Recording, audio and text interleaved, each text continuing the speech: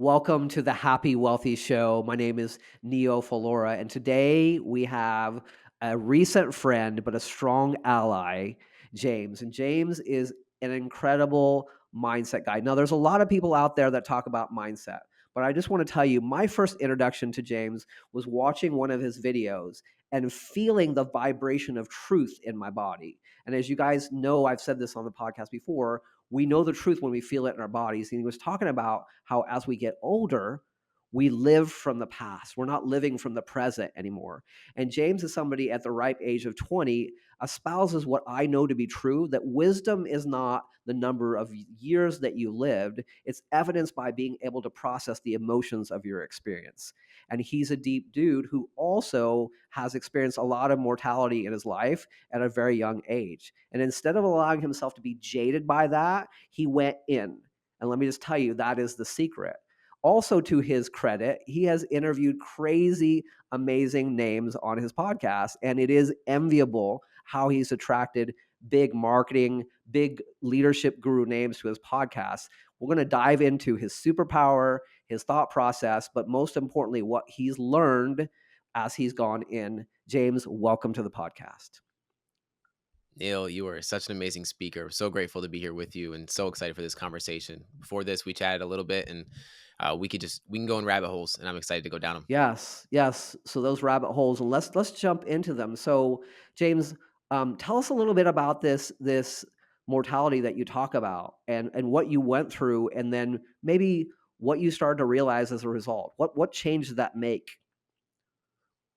Well, firstly, we were speaking about like somatic work a little bit before this, and something that from having a lot of people on my podcast that speak a lot about that kind of stuff. Something that I realized was when I was born, I almost passed away. I had 5 blood transfusions, pretty much was almost dead. I was as white as a piece of paper when I was born because I had so little blood in my body. Wow. And I didn't realize, but because of that experience, I grew up with a lot of anxiety because it was just a part of my body, and I didn't really have much of a way to get past that. And I don't think a lot of us realize it, but a lot of things that happen in our childhood, we may have no control over. And it may even be our parents or our grandparents or whoever it may be that went through trauma, but we endure it.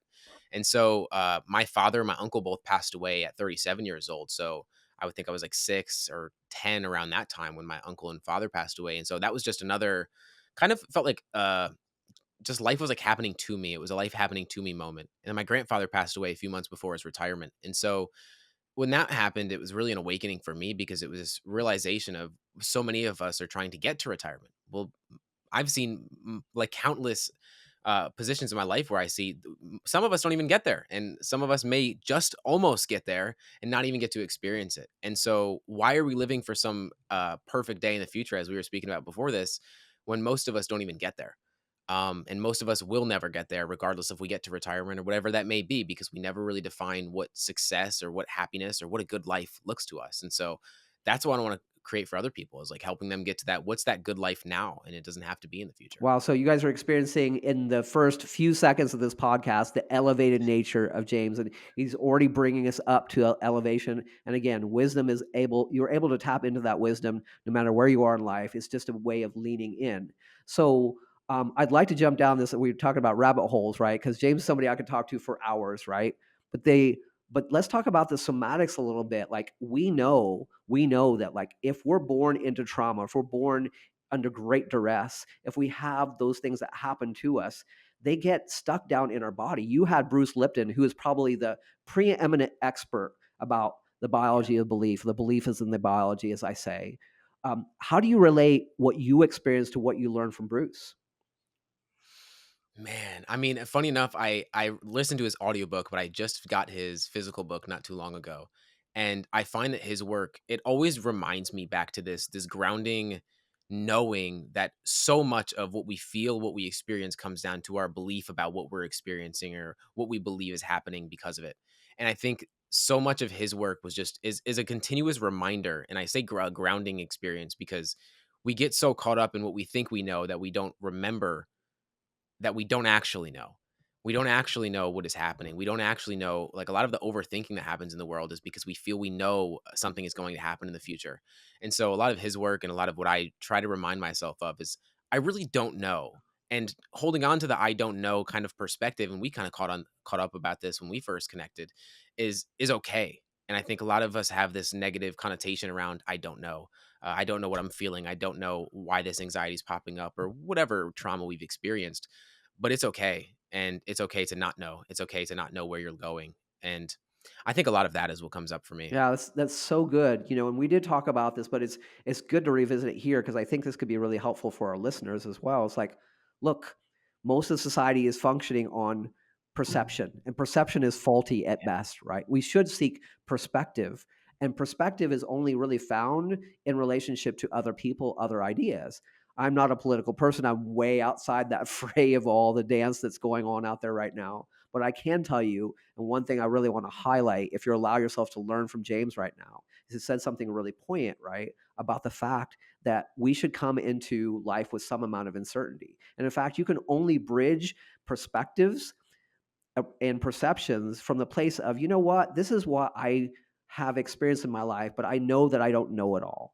Or that I'm Mhm. uncertain of my position. And social media algorithms and all that have not only have fueled that algorithm that's in our head. We keep seeking the evidence that seeks us over and over again. And it becomes very dogmatic. We become very, very like petrified in what we believe is true. So, James, how do you create that uncertainty for people? Because I really do think like every entrepreneur knows that like if you want to create something, you can't pretend like you know it all. You have to find other people that can help you. Yeah, absolutely. And even if you feel like you know where the path is, most of the time it's going to change. And so, 5-year goal, 10-year goal, 20-year goal, it could be even a 1-year goal. I could not have imagined where I'm at right now from when I first started 3 years ago. And so, who am I to have this unwavering idea that I know what's going to happen, or I know that even if I plan it all together, it's going to turn out exactly as I hoped?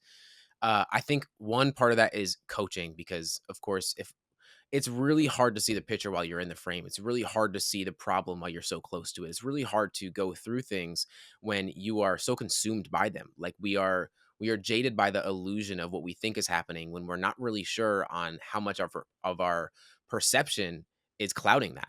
And so I think getting an external perspective first and foremost was the thing that really helped me not only get a different perspective and take different action, but I think investing in yourself in general, in whatever that looks like, is so powerful because it helps you show up as a level of yourself or a version of yourself that you probably didn't even really know existed.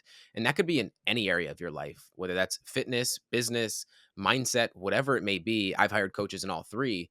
I think it's so valuable to get an external perspective just in general. Like the amount of people that I know that are very, very wealthy, or they're in a position in life where they don't need to work anymore, but they still hire coaches outside of them just for accountability, like nothing else, but simply accountability because they know that they want to get things done is absurd. And to think that we have to do everything on our own or we should do everything on our own is just foolish.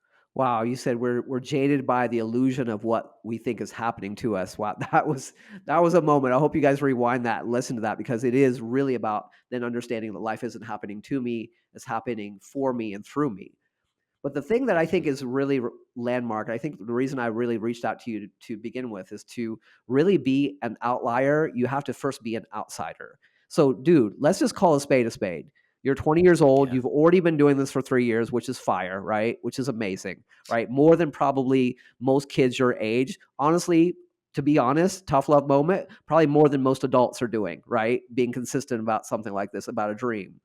But does that sort of lead you to feel lonely and isolated? I think one of the things I really want to bring to the show and to the listeners is like that in between, that dirty middle is very lonely. And I think people could look at your Instagram page, and I encourage you, we're going to mark that in the show notes here, to look at the kind of people that James has attracted into his world, into his podcast. But in the same respect, it's not all what it's cracked up to be. It's pretty lonely. Talk to us a little bit about like your journey so far and where you feel some of that maybe isolation and how you deal with it. Yeah, absolutely. I think when I got started, it was even more difficult because I think when we think of just leaving high school, for example, and it's crazy that I even use that as the example, but leaving high school was this everyone's going this way, whether that's a trade or a job or college. And I went completely left. I went in a direction that no one could have possibly seen. I couldn't have even seen it. And so it was really difficult. But again, I think the coaching is so powerful from this perspective because I joined a program of over 1,000 coaches, not at once, but there was 1,000 coaches in that entire program. So I'm 17 years old. I'm connecting with 30-year-olds, 26-year-olds, 27-year-olds, 50-year-olds, people that are way further along in life. They still have the same exact imposter syndrome that I have. They still have all of the fear that I have.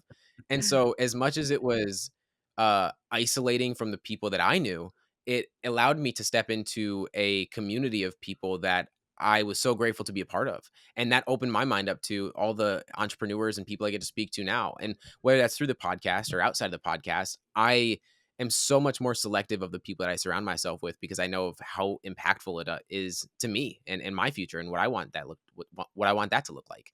And so I feel it's got easier over the years, but I think it's just allowed me to be even more selective of who I really surround myself with. Mm, yeah, and man, it's a tough lesson to learn, but, I started meeting more and more people that I felt like, "Wow, I wanna be like them." At first, we all do that. We reach out, we wanna connect with them podcast because we think we're gonna get some kind of vapor by proximity, right? They'll help me, they'll elevate me, they'll make me selective, they'll ask me to be part of their team, and I'll have made it. And what we begin to realize is that people say never meet your heroes. I say absolutely meet your heroes, because what you'll learn is that there's very, very little difference between them and you. You think, and you're Yeah. giving your power away like a fucking lottery, going, "Oh, if I could only draw these numbers out of the balls I'll pull out of the hopper, somehow I'll now be gifted and I'll be special." When then it deflates this idea that there's something outside of you that's going to create that success. So I think it would be foolish for me not to ask somebody like you, who has, by anybody's account, regardless of your age, met a lot of influential people. What has that done for you in terms of your perspective? Yeah, I would even say with my first coach, I looked up to him as like the person that, was had the life that I thought I wanted. And I agree with the don't meet your heroes in a way where it's you realize that they're not actually your heroes, that we put people on pedestals because we think that they have something that we want. But in reality, it's we only see so much of someone's life. And so I think for me, what it did more than anything was it didn't help me denounce my desires or renounce my desires, but it helped me I guess just take a different perspective on what I thought I wanted.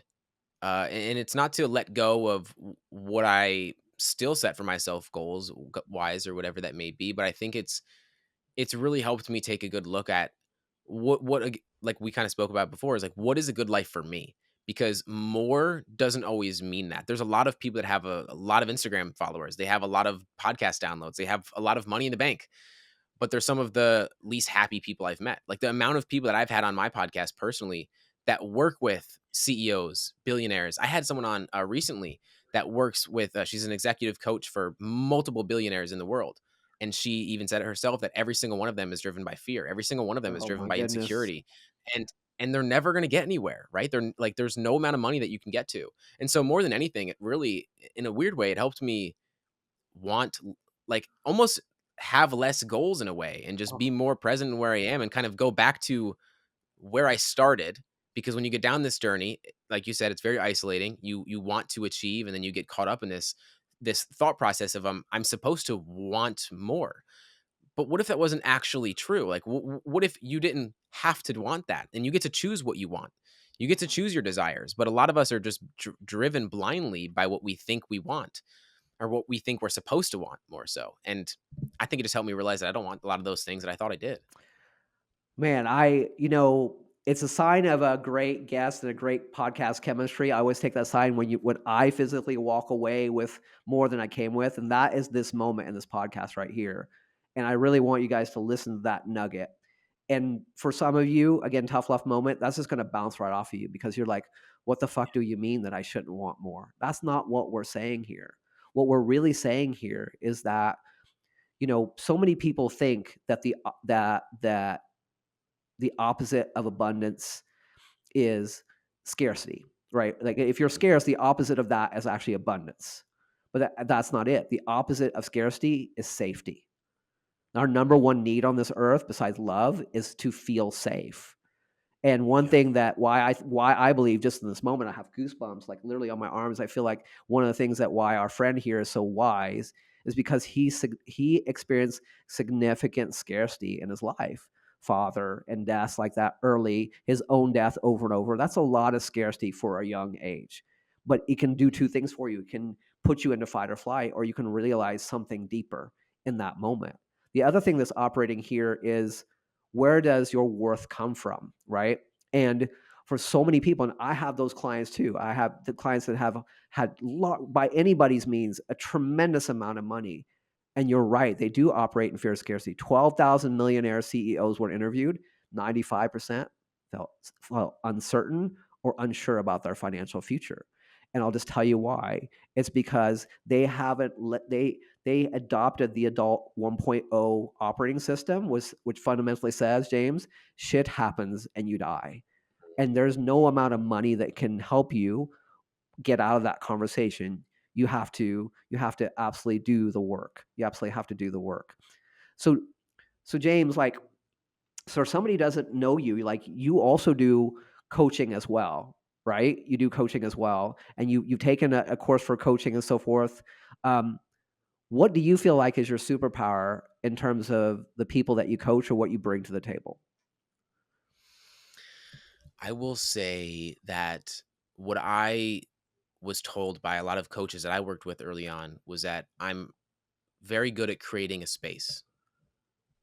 Simply put, like we chatted where there's nothing. A lot of my fear when I got into coaching at 17 was I'm 17. Sure. How can I be a quote unquote life coach when I've barely lived any life and I've heard it a lot, right? And then when I started working, one of my first clients I worked with was 43. And so I was 18 years old. What gives me the credibility to work with this person? Will I make them feel safe? I give them a space for them to be honest when they've never been honest with, let alone their partner, but themselves before. And so when I'm able to ask someone questions and really get down into the core of why they feel a certain feeling, why they're not taking action on the thing that they want to take action on, whatever challenge that they're dealing with, I'm just able to provide a space for someone to actually be vulnerable for once in their life. And most people never really find that space. Most people are never truthful with themselves. And that's why we deal with a lot of the same problems. We recycle through them throughout our lives, right? It's like one problem goes away and then it's replaced with a different problem. Problems don't go away. We just get to choose the problems that we want to deal with. And so if I work with someone, that's someone that actually wants to deal with their shit at the end of the day. And a lot of people don't want to face the things that they say deep down that they want to face. And so I think my superpower is just giving people a space to be vulnerable, open, and honest with themselves. And most people never find that in their life. I mean, you're so right. I mean, vulnerability is a permission slip over and over in my lifetime too. I've had a lot of opportunity to deal with challenging situations or advise people. And Yeah. low key, like, it's almost painfully simple. I just say to people, like, say the thing that you're afraid to say and open up some vulnerability. People think people they live so many of their values in a conditional nature. I'll love when, I'll trust when, I'll be vulnerable when. You understand that the law of reciprocity says, hey, if you want something to be given to you, you have to give it first, right? And I'll just put it out there. And it's like, I've told people, like, hey, just start the conversation with, you know what? I feel really awful. I don't know how to have this conversation. And every time we talk, it doesn't turn out well. And I feel bad. And I want a different way to speak with you. I mean, that alone, when you give somebody something that's real, and I do think that it's a special kind of person that can create the space, that can create a space for vulnerability. And like you said it, most people have never even been truthful with themselves, right? So it's allowing ourselves to create that kind of vulnerability. When you create vulnerability with people, what do you see that shifts inside them? That's a great question. I want to say first that there was a coach that I had on my podcast, Jason Goldberg. If you guys haven't been connected, I'd love to connect you. You guys would hit it off immediately. And he's a coach for celebrities and a mindset coach. And the thing that he frames coaching is it's permission and reminders. It's so funny because this is really a lot of what coaching is where we're giving people the permission that they for some reason feel they can't give to themselves, and then we're reminding them of what they already know deep down but don't live out. And so I just wanted to say that because I find that that's so powerful. What comes up for a lot of people is, one of the funny things is when I hop on a call with somebody, And let's say that they had action steps from last week that they were supposed to take action on. And as soon as they're about to tell me, like, first things first, we go over wins. Like, what are some wins? What did you do? What didn't you do? All that kind of stuff. And as soon as they're going to try to tell me an excuse of why they didn't do what they said they would do, they catch themselves immediately because they know that they can't lie to me. And they can't lie to themselves when they're investing in themselves to make the change. So the reason that they made an excuse has no reason. Like, there's no foundation for that. And so what I find is when you have someone that believes in you more than you believe in yourself, it helps instill a belief in you that is unwavering. Eventually, once you go through the reps and you put it in and you give yourself proof and evidence for why you should believe in yourself. And so, what I do is I give a lot of people belief to take the action because belief drives behavior, behavior drives belief. And so, a lot of it is just helping someone believe in themselves more than they previously did so that they can take the action to reflect that belief and give more reason for it. Yeah, yeah, and what I want you to hear in what James has said is, and I know he's a fan of this work as well, it's Ram Dass, right? We're all just walking each other home, and what James is describing is how he walks his clients home, and that's a significant thing to be able to understand, like, "Hey, wait a minute, you know, how do I need to create some space so that the person can be guided and they can reveal themselves?" In fact, even though it's corny, that word intimacy is really about "into me I see," right? And so that's the place that we're going with all this. Um, James, I know you read a lot of books, and this might be an unfair question for you, but what is your favorite book? What is the book that's really created probably the most difference for you? I have 2 that come up every time someone asks me this. I'll tell you the 2. Breaking the Habit of Being Yourself by Joe Dispenza, as I stated before we chatted. Absolutely. I truly believe, like, if everyone read that book, they would have so much more of an understanding of why they do the things or don't do the things that they do in their life. I really feel people need to understand that book. And the second one is A New Earth by Eckhart Tolle. I think that's another one where it's just a lot of what we know intuitively, but we weren't told outwardly. And so I feel that is a book that just everyone should read in their lifetime. And then a third one, because I'm currently reading it and I did recommend it to you, and I think everyone should understand it, is Awareness by Anthony DeMello. Um, his I'm listening to the audiobook currently and it's him speaking. It's not actually a book, but they made it into book form. And just hearing his seminars from 1980s and the fact that it's more prevalent than ever right now just shows a test of time. And I think it should be a requirement to be an adult in the world to read that book, truthfully. And we talked a lot about this in the warm up conversation, but the things that we really know and need to know, we're not taught. We're not taught. No, We're not taught the basics of human behavior. We're not taught the fact that 95% of our operating system by the time we're 30 or our reactions will be unconscious. We believe that we're somehow at free will. We're not taught about the fact that, you know what? At some point in our lives, it'll become harder to unlearn than to learn. And that we're turning our personal reality into a personality, right? And that we don't know that we're doing this. When you mentioned Eckhart Tolle, my personal favorite is the Power of Now. And I of read course. books weird sometimes because I'm very visual, and I will draw little pictures that come to me. And there's a thing in the Power of Now where he talks about thought amplifying emotion amplifying thought, and then thought amplifying an emotion. And so I literally drew small train track, and I drew a train car and a coal car. And on the train car, I wrote thought, and then the coal car, I put emotion, because you just keep shoveling that in. And I made it circular on purpose because that's what we do. We're unable to jump off the tracks right there. Tell me what comes up for you when I say that, because I know you've got an opinion. Yeah, man. I think the one of the reasons that New Earth is so prevalent for me is I that's the one I've read multiple times. I haven't read the other one. I've read it once a few years ago, but what comes up for me is life shows you where you aren't free. It just gives you every notice, but if we're not looking for that, if we're not open to receiving it, we're just going to get slammed with the same challenges over and over and over and over again and wonder why we feel life is so scarce, why we feel life is coming after us because we're not open to receiving what life is trying to show us. It's giving us an opportunity to deal with the challenges that we're going through, but if we never deal with them, it's like I say often that a lot of our problems we face at a surface level, and there's no wonder we can't overcome them, is we're facing the symptom, we're not even facing the actual problem. And so I think why both of those books are great, and all of them that I've mentioned are, it's dealing at an intellectual level, but understanding it at a physiological level, like really understanding it in your body, not just Ooh, like a, oh yeah, that makes sense in my brain, but like more so, like you said with this conversation, when you feel it, it's undeniable. You can't let go of that. yeah. I want to loop back in earlier moment in the conversation where you talked about like your goals are different now. Like you have Yeah. tremendous insight at 20 years old to say, you know what?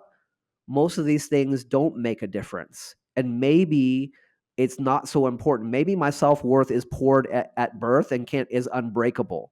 And I can't move forward. I mean, I can move forward in any direction and my final score will say nothing of my worth.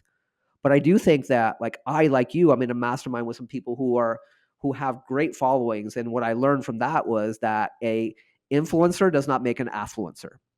Those two are not related whatsoever. So now let's get a little practical in this. Like, okay, now that you've learned these things, I know that nobody knows their future, right? That's actually the beautiful nature of being alive. But what does that Mhm. what does that real world mean for you at what you're going after and what your goals are? Yeah, I think it's a question that I'm challenged with often because I am such a day-to-day person that I really try not to think too far.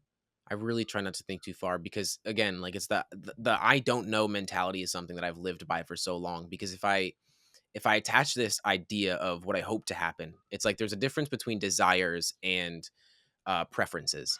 It's like we have a desire to do something. I mean, I would prefer that this goes this way, but I don't want to hold on to the desire because then I attach my meaning, my fulfillment out of it. And so a lot of what it is now is just going with what intuitively feels right because my intuition has never led me astray. And so a lot of what I'm doing right now is just saying yes to a lot of things while I can, because I know the older I get, the more responsibilities I'll have and the less I'll be able to say yes to things.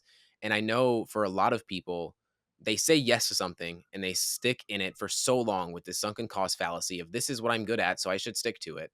And for me, I'm in this phase of life of just trying a bunch of stuff and seeing what excites me because I don't want to get bored. I don't like I never like the idea of retirement. I don't want to get away from doing this work. And so just finding other pathways to impact the world in a way in business, in personal development through podcasting, whatever that may be. It's just trying a bunch of stuff out and seeing what sticks and seeing what I enjoy and seeing what my true, I guess, nature aligns with. And I couldn't agree more. I have some younger people that I coach, but this applies for older people too. Like I used to be kind of almost embarrassed about my background. It's med school and Ivy Spa and social media apps and Google ads and e-commerce store and coaching. And then I thought, well, what the fuck do I tell people that I do? Right. And should I mention all these things? And now I realize there's a superpower. But man, that thing that you said there, I think that is another great moment in this podcast is the sunken cost fallacy. And I see Yeah. this when I was in business development, I saw this over and over. It's like we believe not only in our 3D lives, like, hey, I've done this, I've accumulated this, like this is the thing I should do just because I've been doing it. And we do it in our business lives or when we buy into something, it's like, or we have a subscription to something. We're just like, okay, well, I've been with it this long. Why should I change? James, how the freak do we get outside that sunken cost fallacy? Saying yes to more things. I think so much of it is like allowing ourselves to suck at something. Really, like, if for anyone that's listening to this, when's the last time you did something and you sucked at it? Like for me, right now, I just started jujitsu not long ago. I suck at it. Like there, like I'm. It is a challenge. It is a humbling sport, is what I like to say. And I golfed right before this. Golf is a really hard sport. There's some days I love it. There's some days I hate it. But just trying new things because we're so confined in what we're used to and what we do and what we just feel like we want to do things that we're good at, we're proficient in because it makes us feel better about ourselves. But how often do you try something that you're not good at? How often do you change your job? The amount of people that I know that are at the same job that they were 4, 8 years ago, it's like life is just there's so much more to life when you try new things and you put yourself out there and you just suck at stuff. When I started on social media, when I started the podcast, I started my podcast in my car. When I started on social media, it was like I was sending DMs from my bed. Like I didn't even have a desk in my room at the time. Like just trying new things and exploring and seeing what feels in alignment to you. And just not saying no every time to things because I think that's something that we just automatically say. That is really good. And to a large degree, like I frame this in a framework, I call it creative disruption. That's why I have guitars on the wall here, right? That's why I'm signed up for a DJ class. That's why, Yeah. later, if not by the end of this year, beginning of next year, I'm going to do improv class. That's why I did watercolors with my kids the other day, because it's like we need to experience different sides of ourselves.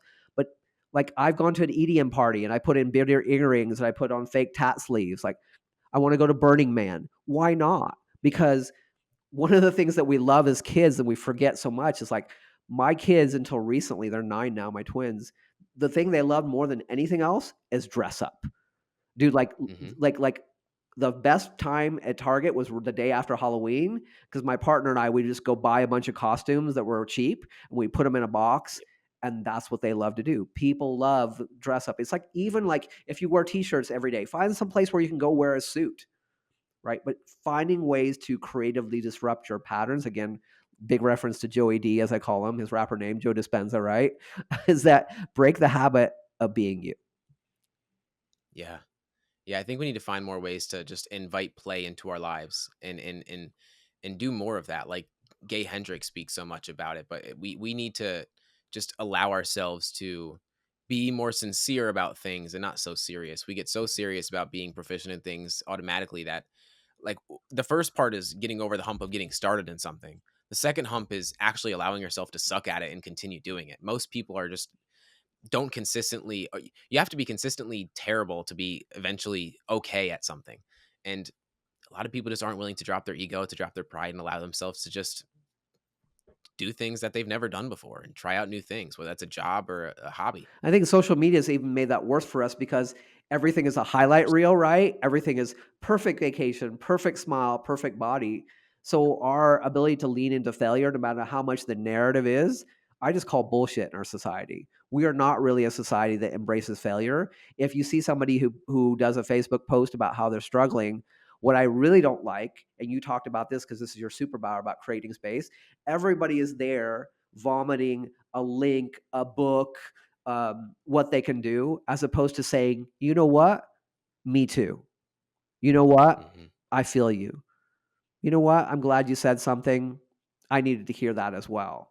And that's sometimes where allow myself to, even as centered as I am, to not feel calm and feel agitated because like I'm not putting this out here so that you guys can fix me. I'm putting this out here so that I can be seen. Simon Sinek had that Hmm. in one of his podcasts recently. He talked about 8 minutes. I looked for the study, I couldn't find it anywhere, but he said his friend who was really struggling, he's like, there's a study that shows you only need 8 minutes of just being there for somebody else, right? To create that change. So after your father passed, like what was your responsibility? Because I think one of the things that we don't think about in terms of change is like your men have a different way of dealing with all these things than women do. We just inherently do, right? Um, Yeah. I don't know your pecking order in your house, but was there a responsibility now to try to take care of your family? What pressures did you feel as a result of that death? Yeah. I think most responsibility when it comes to that scenario comes down to placing on yourself, truthfully. Like there's a lot of responsibility I've taken on. Single mother, have a sister that's older than me. It was always there. No one ever gave it to me. Whether my father died or he didn't pass. Like that was he passed when I was 6 years old. So I don't ever remember having a father. I don't have one memory Mm, of him. mm. So the fact that it was like it was never there, never really had a father figure. It was always on me. There was never an option otherwise. I never seen it as otherwise. So I think that's a responsibility I take on proudly, I guess. That's really good. That's really good. So as we start to bring things here a little bit more to a close, like James, you work with people, you have this podcast, right? You have this bank of knowledge. But like what is your right now? I know you live day to day, but I also know like we've had enough conversation that really connected to you. I can always tell a healer by the fact that they're choosing the healing for themselves. And if I would say one thing that just really flowed through me in meeting you is that I get this idea that you are a healer because you're choosing it Mhm, for yourself. Most people think a healer is somebody who just goes around heals people. No, what I see at a healer is somebody who's doing the deep work. But mhm, if you were standing at the top of the mountain looking at the body of your work, mhm. what is that about? What is it that you want to create? right? That is your legacy. And at 20, that might be a humbling question, but I think it would be a remiss for me not to ask somebody as vectored as you to not ask that question. Yeah. I mean, I think one thing that I've realized with through the podcast is that I don't put these people on pedestals anymore, but I still take what I like from each person. And so a lot of what I realized is I like the lifestyle of a writer, for example. Like I love diving into books, and I love understanding that a lot of books that come out nowadays, it's not any new information. It's just regurgitated information in a way that makes sense to you and hopefully makes sense to their audience. And so in the future, I'd love to write some books that get out to people in a way that makes sense to me and reaches an audience that most self-help books, I guess, don't usually reach, because it's from a standpoint of, like, Joe Dispenza's work is not an introductory kind of book that you read, you know? And so finding a way to make the knowledge that I've gained over the 3 short years that I've been in this work more accessible to more people. I'm coaching one-on-one right now, and of course the podcast is able to reach more people, but I'm really just trying to find more ways to impact more people at a broader spectrum. And that's really what I'm really trying to figure out right now, is what do I want to do that still gives me energy, doesn't take energy away from me? Because I know a lot of people that have built a business that when they first started, that's what they thought they wanted, and then they continue doing it because that's what they've built up for so long, but it's not really what they feel excited about anymore. And that's one thing that I've realized is I have the privilege now to wake up every day excited for what I get to do. Now, how can I amplify that to another level? And so that's kind of where I'm at right now. That's really, really good. I so much appreciate you being on the podcast. I think one of the things that I think is your wisdom and what I would love to know from you. And for any of you who might be even scoffing at like, hey, what can I learn from a 20-year-old kid? Let me just tell you, I've learned a lot from James, and I've exchanged a lot of amazing frequency and ideas. If you wanted to tell people who are listening to this podcast today some nugget, because most people are in their own way, what do you really think is standing in most people's way? I think what's standing in most people's way is that they're looking outside of themselves.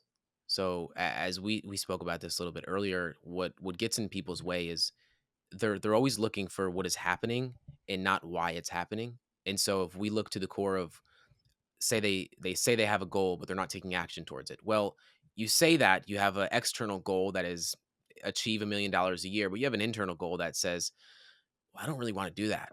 I kind of like my stable job. I like what I have going on right now. That feels a lot safer to me. And so I think a question to ask is, what am I getting out of accepting what I'm accepting? What am I getting out of that? Because we're always looking for what we think that we want more of, but there's a reason that you haven't created it. There's a reason that you haven't been able to create it. And so I think at the end of the day, what how we get in our own way is not being really honest with ourselves at the end of the day about why we are where we are. I think a lot of us are a hell of a lot more capable than we say we are, Wow. but we get in our own way from it. And so I think at the end of the day, that's what comes up for me. Yeah, it's a lovely sentiment, and I agree, and I think this is the kind of thing that can chap people's asses a little bit, but we don't think about it in this way. It's like getting really real and asking people like, "What's the payoff for the behavior that you have right now?" Because there is one. There is one. Yep. And to be maybe a little bit incendiary for a moment, there's a reason that somebody keeps choosing low frequency relationships and ending up in drama. There's a reason that somebody keeps going back to verbally abusive people, and they'll tell people, "Look, I found a new person in my life," and the content looks different, but the context becomes the same over and over. It's a looping pattern, and when we start to understand that, oh my gosh, I actually get a payoff from this. I'll just tell you, I paid $20,000 for about 3 months of coaching. When you pay attention, and trust me, I paid attention because it was a chunk of change, right? But the Amen. biggest Amen. aha, I got all of that. One of our last calls, I was on the call with this coach, and I was struggling with something. And my father was very physically and emotionally abusive. And I'm like, I don't get it. I'm not acting like him. I don't treat people like him. I don't show up like him. And in a moment, James, I realized, oh fuck, I'm doing it to myself. Because brother, the storm happens to us, and then we become the storm. Mhm. Yeah, we are the at the end of the day, if you look at all of your problems, what's the common denominator? It's you, right? At the end of the day, it is always you. And so, like, what am I getting out of dealing with this problem? Like, how are my judgments? clouding the my ability to see this problem for what it actually is. That's why, again, like I say, coaching is so powerful, or just anyone, like anything, just investing in yourself. When you pay attention. Sometimes we are just way too close to our problems to see the path forward. When you could just, it's just right there. Like it is so close.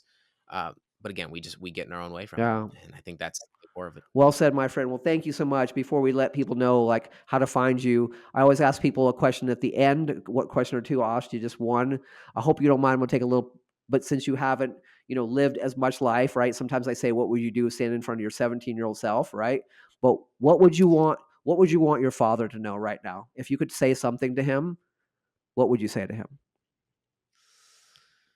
Man, I've never been asked that, and I honestly couldn't even tell you. I've always felt like he was a ghost because my mom and dad got divorced when I was 2, so he passed when I was 6. I don't have a memory of him. I would just say thank you because I'm here. I'm here for it. That's beautiful, and we'll end on that. James, if people want to know about more about you, your podcast, and especially about your coaching, how do we find you, brother? Absolutely. James Bracken IV on Instagram and all socials. And I believe that's on YouTube as well for the You Can Too podcast. I'm on all those platforms. And thank you so much for your time. Thank you for having me. Yeah, absolutely. And guys, please check out his page. You will on his Instagram see what a force he is to be reckoned with. And it's not just happenstance. He's attracted all these thought leaders. It is the frequency that we vibrate. We're the frequency we feel frequently. And trust me, this guy feels high frequency. So I want to thank you for being on a podcast. And always remember that the best part of being wealthy is being happy. Thanks, James.